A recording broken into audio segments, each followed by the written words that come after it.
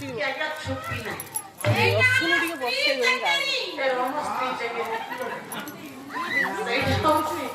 ମାର ଚାକିରି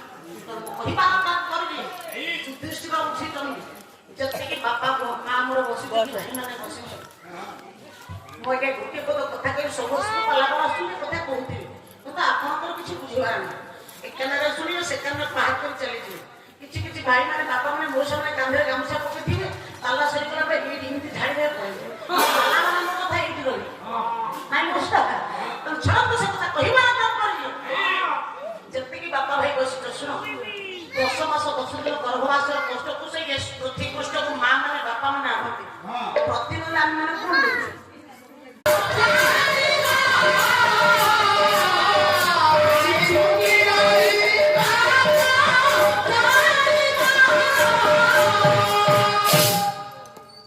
ବାପା ଭାବିବେ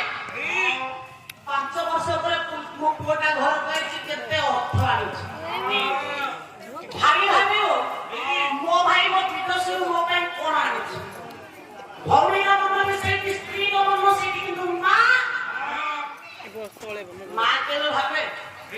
ମୋ ପୁଅଟା ମୋ ପାଇଁ ବିଦେଶରୁ ପାଠ ଆଣିଛି କି ମଠ ଆଣିଛି ନା ମାର ମନ ଥାଏ ଅଲଗା ଦିଗରେ ଏତେ ବାଟରୁ ଛୁଆଟା ମୋର ଆସିଲାଣି କାଳେ କିଛି ଖାଇଛି କି ନାହିଁ ପେଟଟା ଉଣାଇବ ଜଣେ ଲୋ ମାସେ ମା ଯେତିକି ମା ମୋର ବସିଛି ଗୋଟେ କଥା ଆପଣମାନଙ୍କୁ କହୁଛି ଗୋଟେ ପରିବାରରେ ମା କହିଥିବା କଥାଟାକୁ ରଖିବେ କି ଯୁଧିଷ୍ଠିର ଆଜି ପର୍ଯ୍ୟନ୍ତ ମା କଥା ମାନିଛି ଆଗକୁ ବି ମାନି ଆଉ ତୁ କହୁଛୁ ସେଇ ମା କଥା ଭାଙ୍ଗିଦବା ଏ ଭୀମ ମା ଗୋଟେ ଟାଣି ଆମର ସୁଖିଲା